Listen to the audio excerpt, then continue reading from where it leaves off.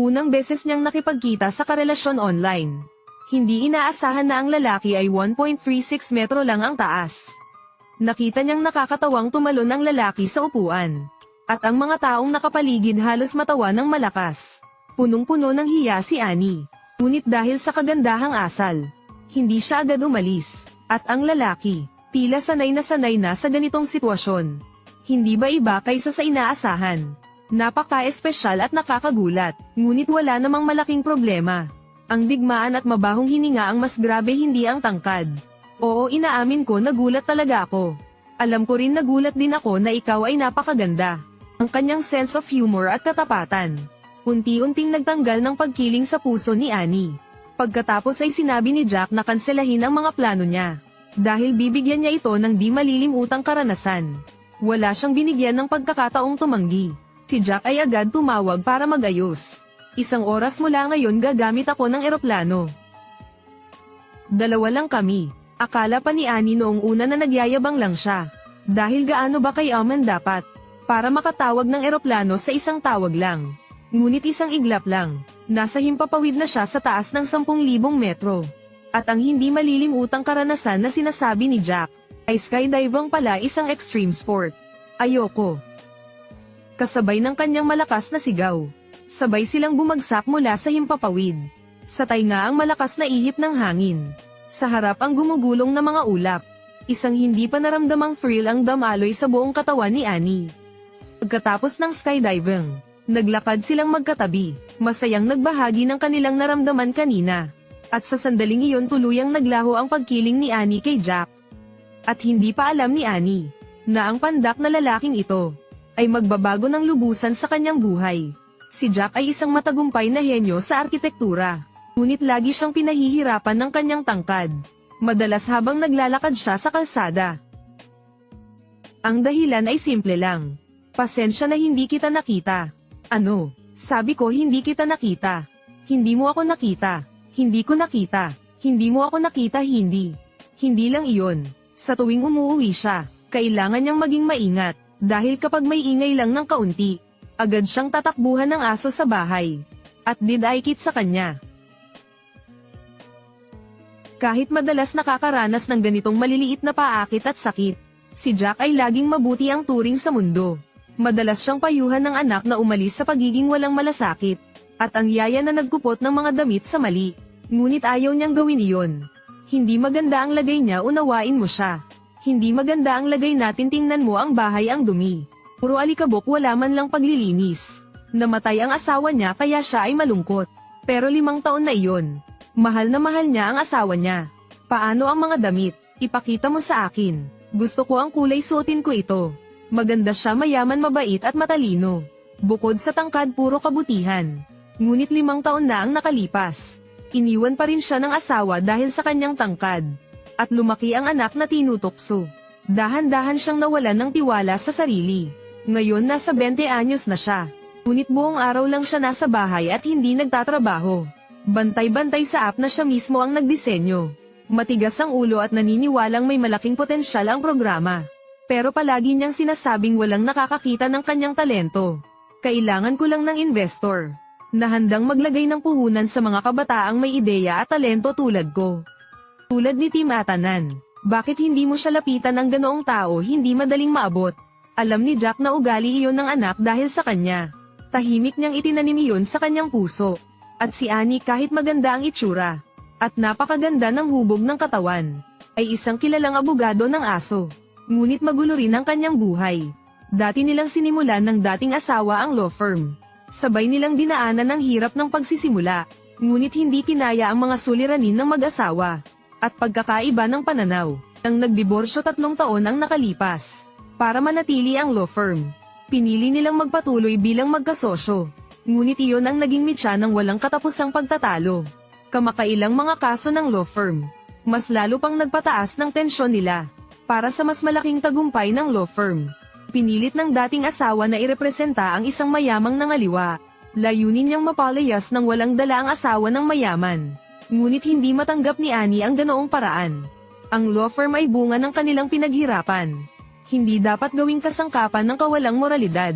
Pareho silang matigas ang ulo. At nagtalo ng malala, litong-lito si Annie. At naalala niya ang kasiyahan noong kasama si Jack. Kaya siya ay tumawag. At hindi siya binaygo ni Jack. Kahit nasa malayo siya at nagbabantay ng proyekto. May flight ako ng 5 ng hapon kung gusto mo magkita tayo ng 9. Dadalin kita sa isang espesyal na lugar. Kinagabihan dinala siya ni Jack sa isang lugar. Isang restaurant na bukas lang para sa mga kilala. At ang tiket sa pagpasok ay pagkilala ng mukha. Nakita niyang ang staff sa pintuan. Kay Jack ay mainit at pamilyar ang pakikitungo. Napuno ng pagdududa ang isip ni Annie. Paano siya nakikitungo sa lahat dito? Nang sobrang ayos. Kapag lahat ay pabor, wala talagang pabor. Handa na ang mesa. Ako na kukuha. Hindi na ako na lang. Alam ni Jack sa kanyang puso na ang mga pagkagusto ay awa lamang. At para mapasaya si Annie, pinaghanda ni Jack ng maraming biro. At gamit ang pinakasimple niyang salita, madali niyang napapawi ang mga alalahanin ni Annie. At tanging kasiyahan ang natitira. Naantig si Annie sa kanyang pag-aalaga. At hindi napigil ang gumawa ng cute na mukha. Habang dumarami ang masasayang sandali, hindi nila namamalayan ang mabilis na paglago ng kanilang ugnayan. Sa pamamaalam nagkatitigan sila, may halong kaba at tiyak na tingin. Yumuko si Annie at hinalikan si Jack.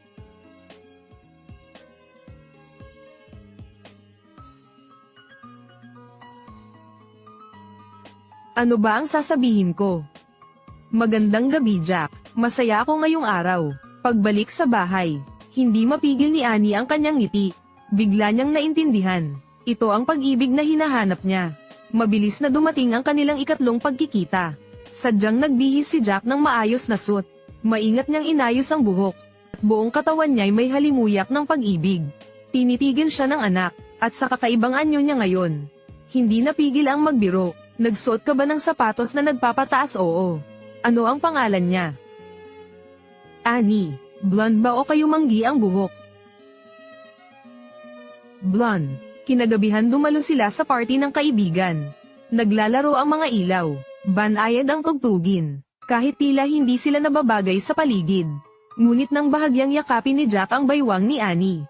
At sumayaw kasabay ng musika. Tanging si Jack na lang ang nakita ni Annie. At si Jack naman ay nakatitig lang kay Annie. Naging malabo ang lahat sa kanilang paligid. Parang silang dalawa na lang ang natira sa mundo. Pagkatapos ng sayawan, ipinarada ni Jack ang sasakyan sa isang sangandaan. Binigyan niya ng 2 pagpipilian si Annie. Kung kanan ihahatid siya pa uwi, kung kaliwa ibibigay niya ang hinahanap na pag-ibig. At ngayong gabing iyon, sa ilalim ng buwan tuluyan nilang tinanggap ang isa't isa. Ngunit sa harap ng salamin nakikita ang agwat ng taas. Naramdaman ni Annie ang pag-aalinlangan. Mahal niya si Jack ng totoo. Ngunit nang mapansin ng assistant na palagi siyang tumatawag, at tanungin kung may karelasyon siya, automatikong nagsinungaling siya na magkaibigan lang sila. Ni hindi niya kayang ipaalam sa iba, na nakikipagrelasyon siya sa taong may kakulangan. Dumating noon ang dating asawa. Dahil nakita niyang si Annie, ay sumakay sa sasakyan ni Jack. At naging masyadong malapit ang kilos nilang dalawa. Snow White, bakit mo ako tinatawag niyan? Dahil kasing dalisay ka ni Snow White. Mag-ingat ka sa sinasabi mo. Nakikipag-date ka sa maliit na tao, bawal bang banggitin, huwag mo siyang tawagin ng ganyan. Ang ganitong salita'y nakakasakit at nakakaalipusta. Ako naman ang dating asawa mo, nakikipagrelasyon sa pandak, hindi kami nagkarelasyon. Anong relasyon iyan?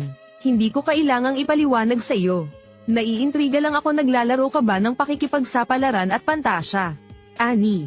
Bagaman ipinagtanggol ni Annie si Jack, sa puso niya hindi maiwasang magduda. Kung siya ba, ay kayang lampasan ang panlilibak dahil sa taas. Pagkatapos ng trabaho nadaan siya sa isang tindahan. Balak sanang bumili ng damit para kay Jack. Ngunit ilang tindahan na ang tinanong, wala pa ring tamang sukat. Napilitan siyang pumasok sa tindahan ng pambata. Ngunit nang ilarawan ng taas ni Jack, akala ng may-ari bibili siya para sa anak.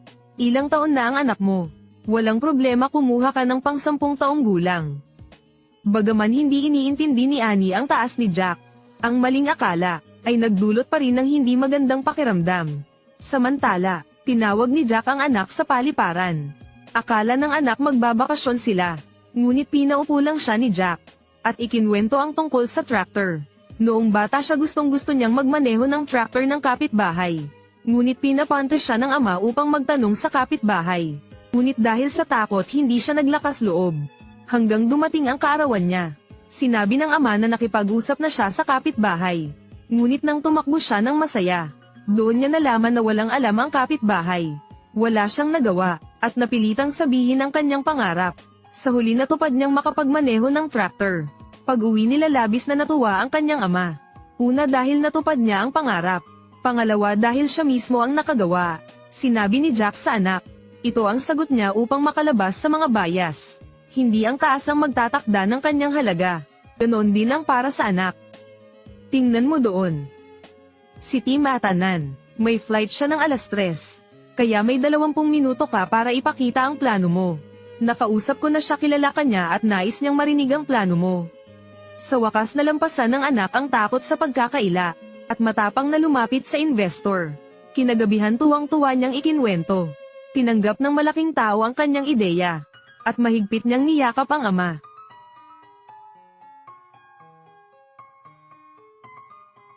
Ang maunawang anak ay umalis. Iniwan ang espasyo para sa magkasintahan. At nakita rin ni Annie ang pananagutan at karunungan ni Jack bilang ama. Sa malambing na sandali, inilabas ni Annie ang regalo. Bagaman isang simpleng sweater lamang, napaluhan ng emosyon si Jack. Karaniwan ang nasa paligid niya ay awa o pangungutya, o kaya mga papuri kapalit ng yaman. Ang ganitong bagay na tapat at walang halong interes, ay matagal nang naging luksong bagay. Salamat, gusto ko ito. Habang lumalalim ang gabi, magkatabi silang naupo sa upuang yantok sa balkonahe.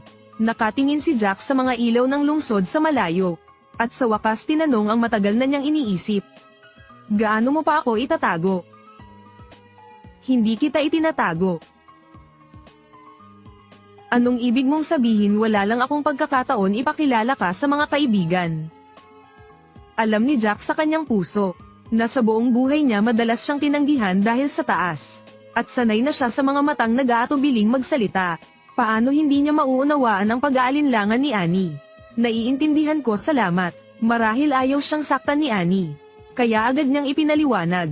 Simula nang magdiborsyo, bihira na siyang makisalamuha sa mga kaibigan.